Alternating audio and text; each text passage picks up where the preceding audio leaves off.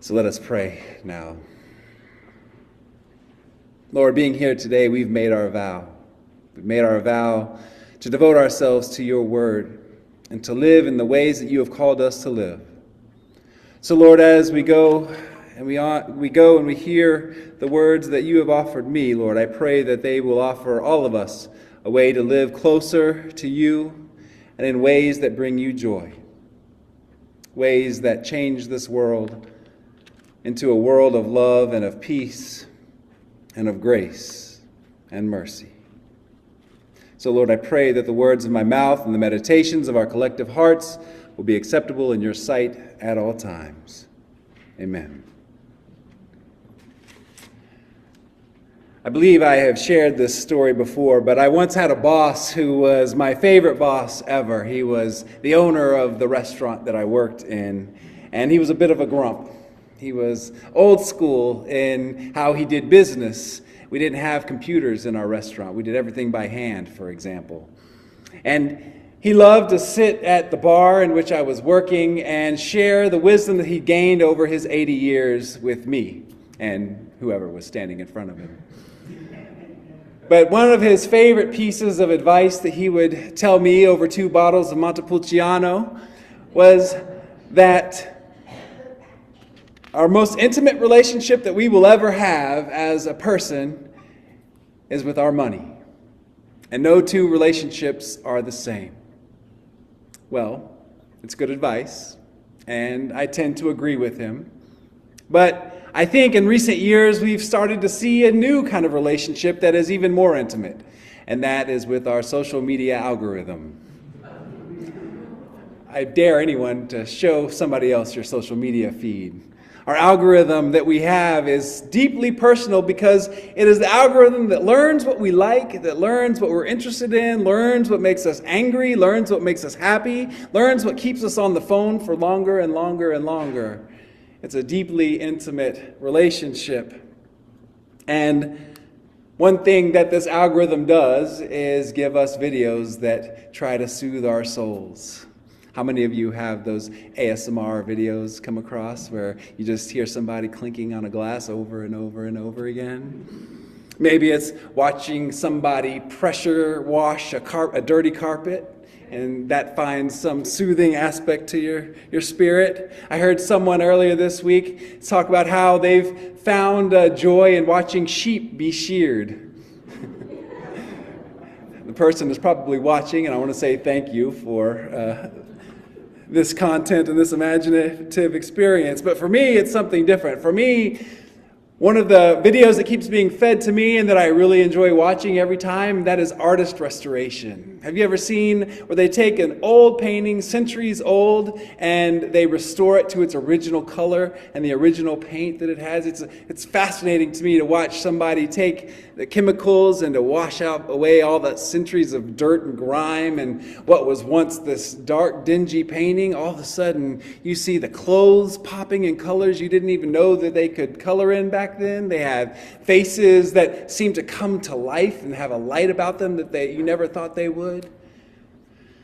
It's fascinating to me, and I love to watch it because suddenly before my very eyes, it's like a brand new painting exists. I can sit and watch this for hours. And in fact, while I was preparing this sermon, I did find myself on TikTok for hours watching these artist restoration videos. But it was important research, right? I couldn't talk about it if I didn't do it.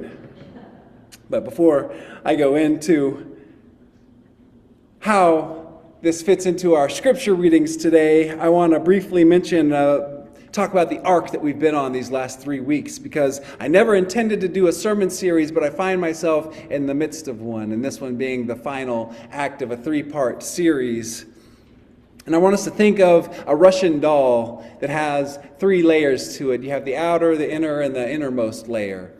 2 weeks ago, when we were stuck inside our houses with the winter storm, I talked about how we were engaged in a spiritual battle.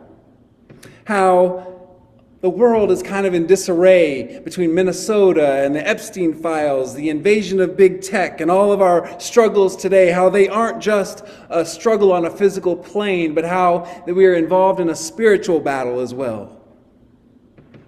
That all of these things have spiritual components to them.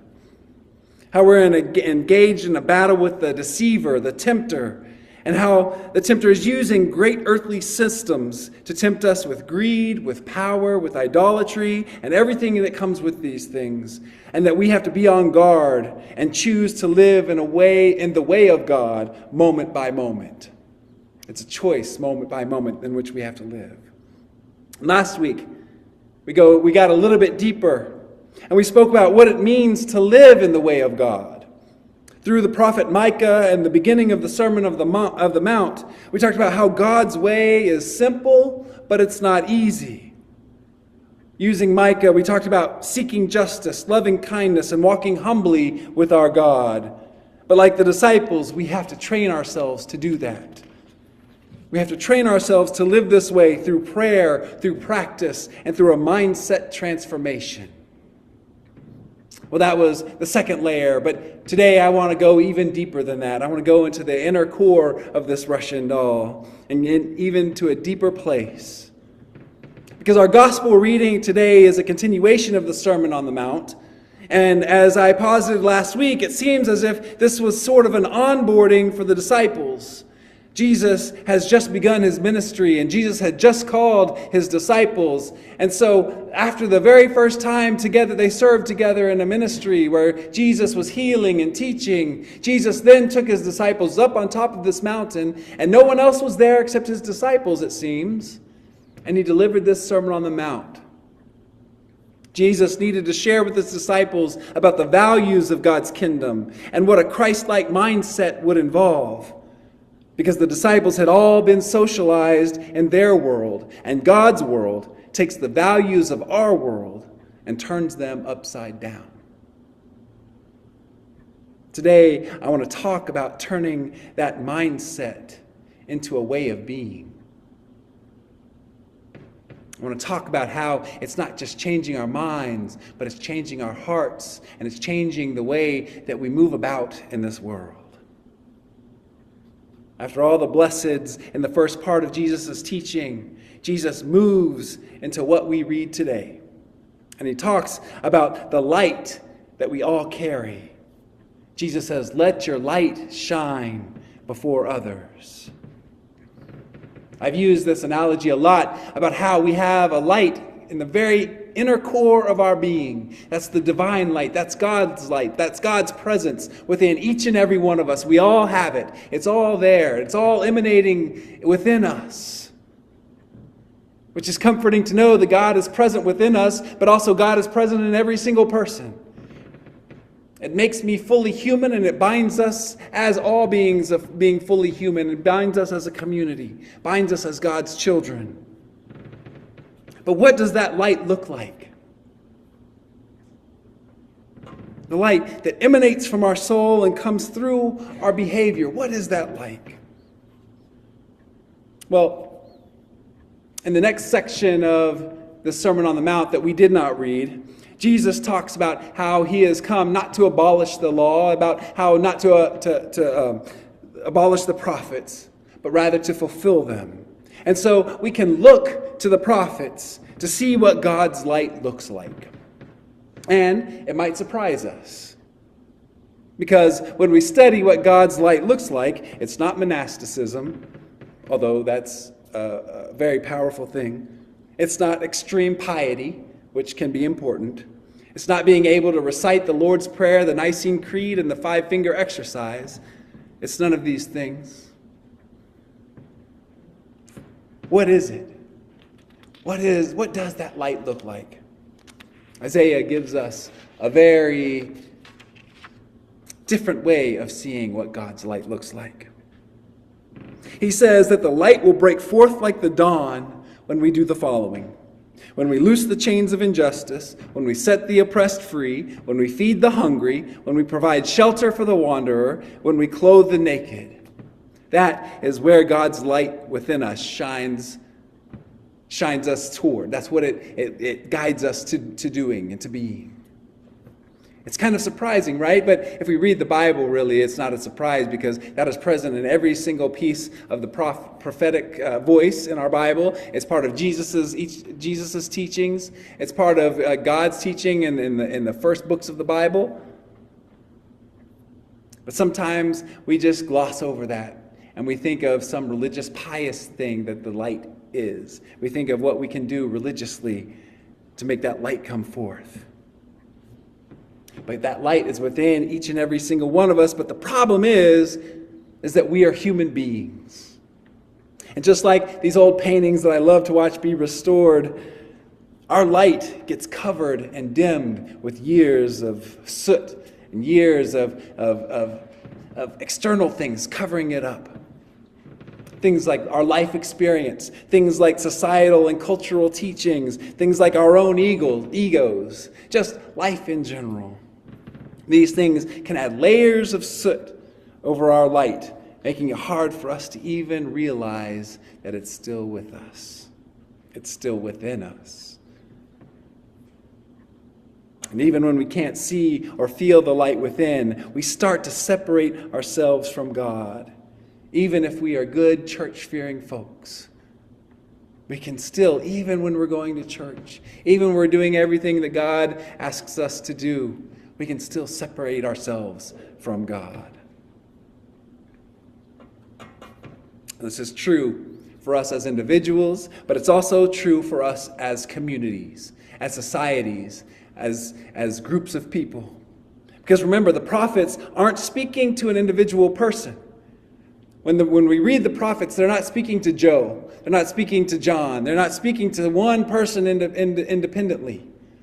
The prophets speak to the people of Israel, the people of Judah, the nations. And ironically, so is Paul. When you read Paul, the letters to Paul, the you that you read is not a singular you. When you read the original Greek, it's all the plural you, the word that we don't have in English, the yous, unless you're from the South. Yous guys. The plural you is what Paul is using. So even Paul, someone that we've made to be individualized, is talking to groups of people. It's important to remember that. So let's look at Isaiah again. And look at what Isaiah is saying in his scriptures, in his prophecy. See, the people are frustrated at God. They're asking, why do we do all these things? Why are we fasting? Why are we praying? Why are we humbling ourselves before you, God? And you don't even seem to care. We don't see your presence. We don't get a word. We don't get anything from you. Here I am fasting Thursday, Friday, Saturday, Sunday, and nothing. Here I am in the temple praying, and nothing. Here I am putting on the clothes of righteousness, and I get nothing. Does that resonate with you? It does with me.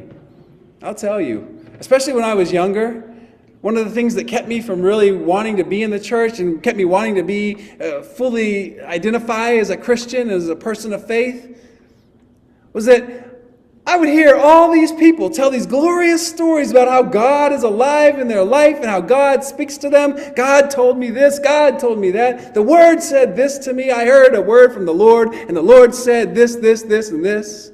I had this experience on a mountaintop where I felt like my body was gone. I was one with the universe. I never had that. Well, what about me? How can I say I'm going to follow a God that has no presence with me? Are all these people lying? This resonates with me, and I bet it resonates with a lot of other people. How can I do all of this and nothing? I beg and I beg and I beg for God to speak to me and nothing. Well, it's interesting to read what Isaiah says. Amidst their confusion, amidst their frustration, amidst their anger, God says this. They are eager to know my ways. They are eager to pray and to fast and to do all of these things. It says They do all these things as if they were a nation that does what is right and has not forsaken the commands of its God, because in the midst of your fast, you exploit your workers. In the midst of your fast, you quarrel and fight. In the midst of your fast, you put on sackcloth and ashes, and you make yourself look like you're suffering and you're this religiously holy person. But it's all to show people how religious you are and how faithful you are. It's not the fast that God has chosen. It's not the fast to truly humble yourself and to come to God's presence, humble and open to God. Now, this also feels very much like a personal attack. I don't think any of us can get away with not saying we've not done one or two things to get a response from other people. We can't say we wore a cross just because we felt holy that day, but we wanted to show off who we were. I can't say that in the midst of our fast, if you've ever had a fast, you've never gone and said, "Oh, I can't eat that. I'm in the midst of my 2-day fast, and boy, am I hungry." See, God is not after a religious show. God is after deep human transformation. And no matter how religious we want to try to be, how we act is as if not more important in the daily world. You're fasting, but are you paying a living wage? You're fasting, but are you being good to the people around you? You're fasting, but are you causing all these problems in the rest of your world? It's a very convicting thing to think about. How we live versus what we do. What we say we believe in and what the true ways of our actions are. See, God is not after a religious show. God is not after this piousness overdone. God is after deep human transformation. And it is from this transformation from which our light shines. But actually, I'm going to reform what I just said. It is from the sincere attempts of transformation from which our light shines.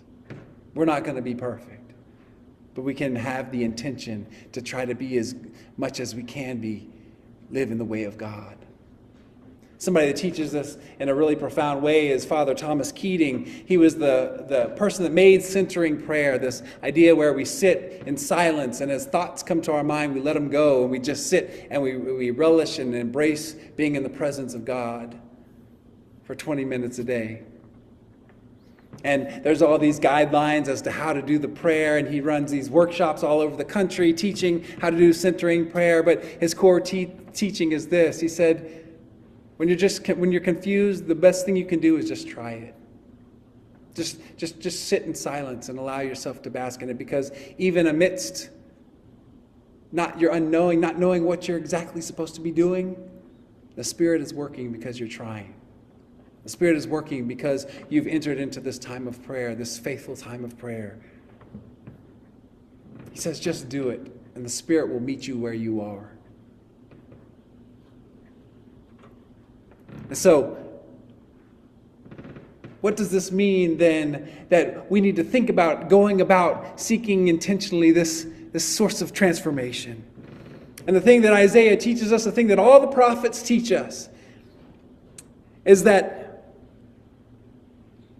we need to be involved in a time of self-criticism and humility. The thing that is unique about the prophets is that they're not pointing fingers at the Assyrians, they're not pointing fingers at the Babylonians, they're not pointing fingers at the Greeks. They're pointing fingers at themselves and how they failed in their relationship with God and their following of God. They're unique in this. When they could most definitely point to the Syrians are coming, they're destroying our place. But instead they say, what have we done to cause this? What have we done to make the Lord unhappy with us? They're extremely self-critical. And so we need to ask in our own ways, how are we separating ourselves from God? How are we not following the ways of God? Where are we falling short? Where are we needing to analyze and find ways that we need to reform our own ways of being in ourselves? I know in 2020 we got into, it was popular to do anti-racism training and boundary training and doing all of these trainings to learn how we can become better human beings, especially for those of us who are white. It was important for us to do anti-racism training to combat the racism that was instilled within us. As a pastor, I'm required to do it every couple of years. Boundary training as well. How do we combat the patriarchy that is born within me? So, and the point of these trainings, since 2020, they've kind of come into some conflict with a lot of people, and a lot of people have have started to fight against these things. But for me, these trainings are very important. And it's not for me to feel any shame or guilt about who I am, about my own identity. It's not for me to show my bona fides as a righteous person. It's not to fulfill some professional obligation. The point of these trainings that I find important for me is that so that I don't inadvertently hurt people. I know that I've been conditioned socially. I've been conditioned in the world in which I live. I know that this body in which I carry, this white male body, I can have some huge blind spots. And so it's important for me to go about and learn where my blind spots are and how I can combat them. It's not to make me feel bad about being a white male. It's about me learning where my blind spots are so that I don't inadvertently hurt somebody next to me, somebody that I live with, somebody that I encounter on the streets or that I work with. It's a way for me to love my neighbor as I love myself. We need to be extremely self-critical in many different avenues, many different ways. We need to learn how we might have allowed our light to be covered over with the soot and the grime of this world so that it can be wiped away and can shine through us. We also need to then become self-aware enough to see, once we find out where our blind spots are, find out how we separate ourselves. We then need to be self-aware and to figure out how those things manifest in our lives. How are our blind spots becoming real? And how can we notice when those things happen? How can we notice when our ego is arising and we are doing something out of our own ego rather than what is best for me and best for the world around me? This really came to me full circle in 2016. I was in my hometown in Oklahoma, and I had went back for my 20th high school reunion. Those things are fascinating. I don't know how many of you have been to a reunion, but have any of you, if you've been, I noticed myself reverting back to my 18-year-old self. And, like the internal friction, like, oh, there's that clique. Oh, there's this group of people. I really felt that coming to alive in me. But one thing I noticed is that Bianca, she came with me. And if you know anything about Oklahoma, it's a very segregated state. And I grew up in a pretty much all-white town. In this really blue-collar town. And Bianca was with me. And one night she turned to me and she said, it's kind of weird being here where I walk and I'm the only black person in this town, and I'll be in the store and I'll be the only black person in the store. It really makes me unsettled, and I don't really know how to take it. And I said, don't worry about that. You're fine. You're with me. And I just kind of carried on. And I had to realize that was a blind spot in me. I was doing her harm because I wasn't taking what she said seriously. And I wasn't addressing her fears. I wasn't allowing her to share what her experience was. And I was just defensive because this is my hometown and you're fine, you're with me. And that was causing harm onto her. In that moment, I realized that I was separating myself from God because I wasn't loving her as I love myself and I love God. I was developing a wall between us. And when walls exist, we separate ourselves from God. So for me, this was a way that I needed to be self-critical and self-aware to see how I wasn't living into the way of God. And so we need to figure out where our blind spots are in our own personhood and how they manifest in our lives on a very practical way. And then finally, we need to be in community. And I say this a lot, but we'll never see God's full face unless we see we do life with all of God's children. We all understand God in a different way. We all understand the Spirit in our own unique ways. And by being in community with people that aren't like us, that don't think like us, that are from different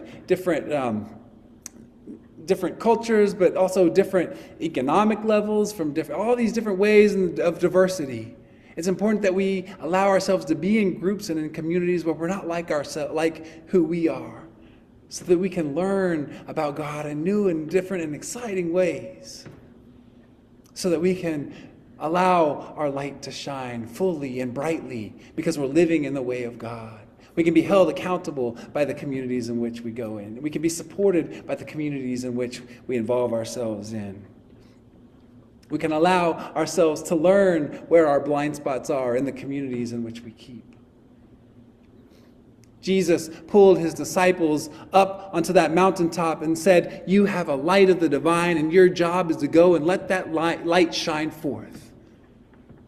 And it's not to stay on the mountaintop and be purely holy. It's to be in the world. And it's to do the work of God. And be fully transformed into not doing it just because you're called to do it, but do it because your light is taking you there. And we can only allow our light to shine forth and guide us in the roads of this world by allowing ourselves to clear the soot from our beings and allowing that light to guide us. I'll close on this. In the Protestant church, St. Augustine, I think, or just in the Christian church, not just the Protestant church, St. Augustus left us with this idea of original sin, where we're born sinners. That's really irked me. I don't think that we're born sinners. I don't think that when a baby is born, that baby is born in sin. And it really bothered me until I heard a Greek Orthodox priest talk about their teachings. They said they don't believe in original sin either. They said that when we're born as if we're a mirror. And over the time of our lives, our mirror gets huffed up. When you breathe hot air on a mirror, you know how it gets cloudier and cloudier and cloudier. Well, the Orthodox believe that we just simply have to wipe all that away and allow that light to shine forth again. That's what God is calling us to do. To wipe away the soot and the grime that's covered up the light that shines within us. And it's not the fact that we might not ever fully achieve it, but God is joyous and rewards us just for the fact of trying, just for the intentiveness of trying and working to allow our light to shine forth. What works for me will not work for you. What works for you will not work for your neighbor. It's a uniquely personal and intimate practice. It's our own algorithm of how we allow that light to shine. So I encourage us to let your light shine forth. Amen.